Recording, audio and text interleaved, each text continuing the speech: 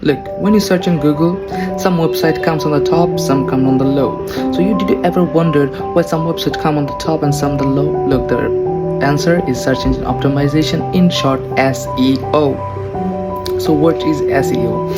SEO helps build your website more visibility, and when more visibility means more potential client. And if your website rank on the first page and on the top of the first page, it means your website is a trustworthy website and people gonna trust your website without any doubt, right? Because you're not gonna choose some kind of information or any, let's say, any website of any shop. You're not gonna choose from the 10th or 9th page. You're gonna choose from the first page. Okay, so when you're on the first page, you have more credibility, right? And it is a cost efficient and easy way. That's why every website use SEO to rank higher, right? So when you have a website, it's a must you do your search engine optimization, right?